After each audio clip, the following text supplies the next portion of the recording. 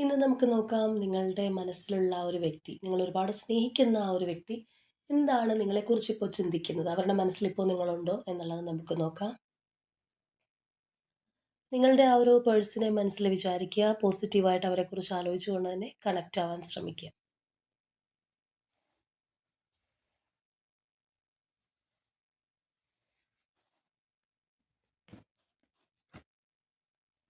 Ace of cups,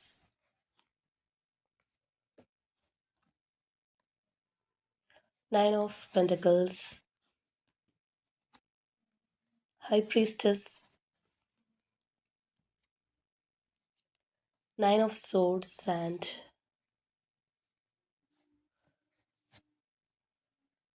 empress. അപ്പോൾ ഇവിടെ നമ്മൾ നോക്കുകയാണെന്നുണ്ടെങ്കിൽ നിങ്ങളുടെ പേഴ്സൺ വല്ലാതെ ടെൻസ്ഡ് ആവുന്നുണ്ട്.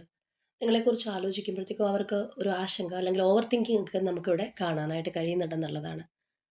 അതായത് നിങ്ങൾ ഈ ഒരു പേഴ്സണെ ഒരുപാട് സ്നേഹിച്ചിട്ടുള്ള അല്ലെങ്കിൽ ഒരുപാട് ഇമോഷൻസ് അവർക്ക് കൊടുത്തിട്ടുള്ള വ്യക്തിയായിരിക്കാം. പല രീതിയിൽ ഈ ഒരു പേഴ്സണെ സപ്പോർട്ട് ചെയ്തിട്ടുണ്ടാവാം. അപ്പോൾ ആ ഒരു സ്നേഹം നഷ്ടപ്പെട്ടു പോകുമോ എന്നുള്ളൊരു ഭയം ഇവർക്കുണ്ട്. മാത്രമല്ല ആ ഒരു പഴയ അറ്റാച്ച്മെൻറ്റും സ്നേഹവും എല്ലാം നിങ്ങൾക്ക് ഇവരോടില്ലേ എന്നുള്ളൊരു ആശങ്കയിലാണ് ഈ ഒരു വ്യക്തി ഇപ്പോൾ ഉള്ളത്. അതുപോലെ തന്നെ നിങ്ങളുടെ മനസ്സിൽ എന്താണ് എന്നുള്ളൊരു ക്ലാരിറ്റി ഇവർക്ക് കിട്ടുന്നില്ല എന്നുള്ളതാണ്. അവർക്ക് ഡയറക്റ്റ്ലി നിങ്ങളെ ജഡ്ജ് ചെയ്യാനായിട്ട് സാധിക്കുന്നില്ല. ഒരുപക്ഷെ ഓൺ ആൻഡ് ഓഫിലൊക്കെ പോകുന്നവരായിരിക്കാം കൂടുതലുള്ളത്. അപ്പോൾ നിങ്ങൾ ചിലപ്പോൾ സെൽഫ് ലവ് ഒക്കെ ചെയ്ത് ആ ഒരു മാർഗ്ഗത്തിലേക്ക് പോകുന്നതായിട്ട് ഈ ഒരു പേഴ്സണ് തോന്നുന്നുണ്ടാവാം. അപ്പോൾ അതുകൊണ്ട് തന്നെ ഇവരോടൊരു ഇഷ്ടക്കുറവുണ്ടോ എന്നൊക്കെ ചിന്തിക്കുന്ന ഒരു മാനസികാവസ്ഥയാണ്.